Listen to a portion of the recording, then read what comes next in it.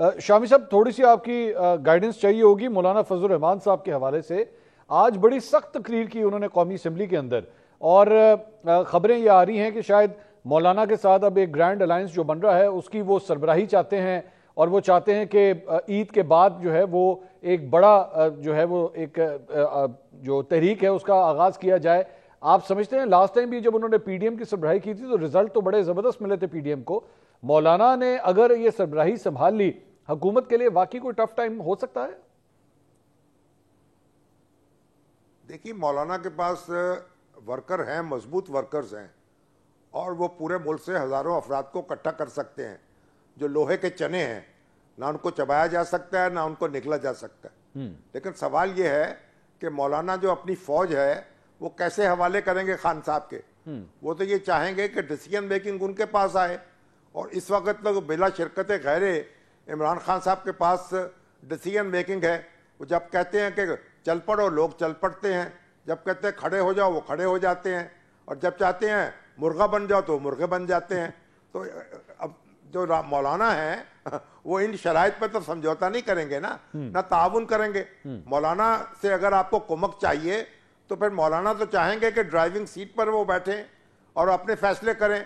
अब ये जो बात है ये कोई आसानी से हजम होने वाली बात नहीं है, क्योंकि मौलाना के और पीटीआई के जो मुफादात हैं वो एक दूसरे से मुख्तलिफ हैं, और वो अपने अपने हदफ पर उनकी नज़र है, और अपनी अपनी जमात जो है। देखिए, केपीके के अंदर दोनों बड़ी हरीफ जमातें हैं। इस वक्त जो मुकाबला है वो तो उन्हीं के दरमियान रहा है ना।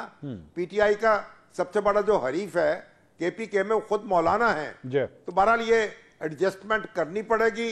अब ये शरीक उनको करना पड़ेगा फैसले में। अब अगर फैसला साजी में वो शरीक हो जाएंगे तो तब तो वो गाड़ी आगे चलेगी, वरना तो फिर खड़ी रह जाएगी।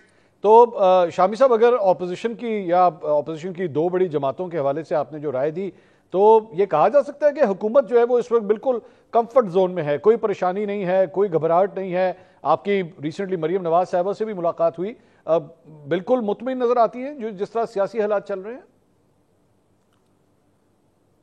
हुकूमत तो ये मुतमईन है कि आहिस्ता आहिस्ता वो आगे बढ़ रही है। यानी मईशत जो है उसमें एक इस्तेहकाम आ चुका है।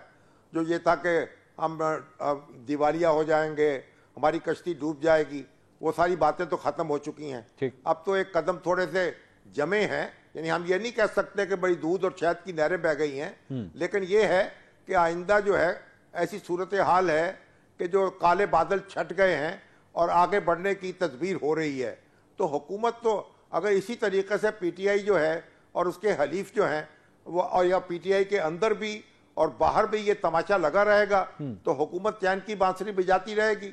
अभी तो आप देखा नहीं आपने कि ये जो रेमिटेंसेस के मामले में जो अपील की गई थी, और पीटीआई के हमारे दोस्त तो ये चाह रहे थे और ये इसका ऐलान भी कर रहे थे कि अब तो अमेरिका से एक डॉलर नहीं आएगा, यूरोप से भी नहीं आएगा, तो लोग पाकिस्तानी सारे अपने डॉलर रोक लेंगे। नतीजा क्या निकला? $1 जो है कम नहीं हुआ, बल्कि उनमें इजाफा हो गया। तो अगर बेतदबीरी के साथ अहदाफ तय होंगे तो फिर कमजोरी वाज़ेह होती जाएगी, और ये एक दफ़ा जो सियासी जमातें जो हैं अगर उनमें ज़ोफ़ पैदा हो जाए तो फिर वो ऐसा नहीं है कि कोई उनको ताकत का टीका लगाना कोई आसान नहीं होता। ठीक, बहुत बहुत शुक्रिया मुजीबुर रहमान शामी साहब।